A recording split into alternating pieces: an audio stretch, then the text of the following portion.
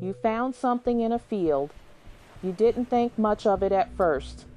But what happened next made you question everything you thought you knew about the world. Sarah Brennan had been walking her dog through the old Hargrove property on a Tuesday morning when her boot caught something half buried in the mud.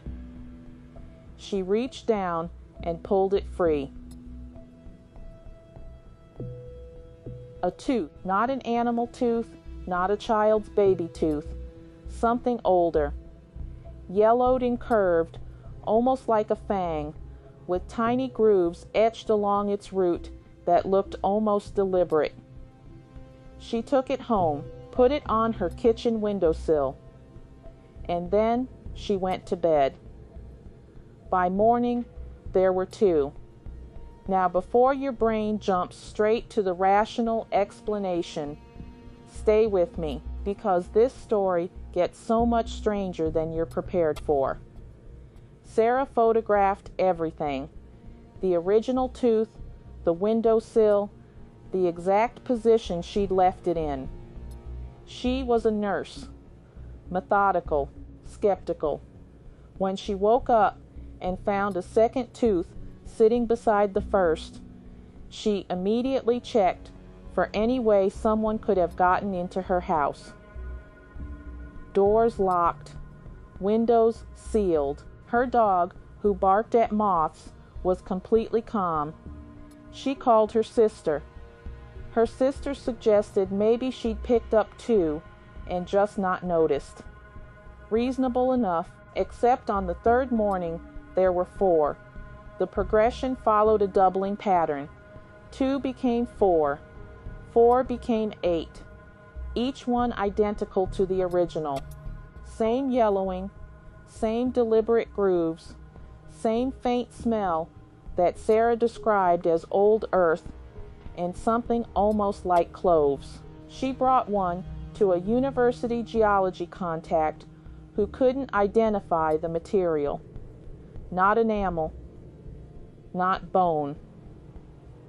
Something calcium-based, but structurally different from any human or animal tooth on record. Then Sarah started researching the Hargrove property itself. What she found wasn't surprising if you grew up in that county. The land had a history stretching back 300 years, connected to local folklore about a woman known only as the Thorn woman, a figure accused of witchcraft in the 1740s, who supposedly cursed the field before her death. Local legend claimed she buried her teeth in the earth as a final act, telling the magistrate that the land would remember what had been done. Now here's where your rational mind gets uncomfortable. Sarah's documentation was thorough enough that 2 independent researchers requested access to her photographs and sample tests. Neither could replicate the material composition using known databases, and the doubling stopped on day 9. 64 teeth arranged in a perfect circle on her windowsill, and then nothing more. No one broke in. No one planted them. No explanation was ever confirmed. What happened to the teeth after that is actually the most unsettling part of this story. Sarah returned them all to the exact spot in the field where she'd found the first one. She buried them together. The next morning, she went back to check. The ground was completely undisturbed, like nothing had ever been there at all. Some things don't want to be explained. They want to be remembered. And now you're one more person who will.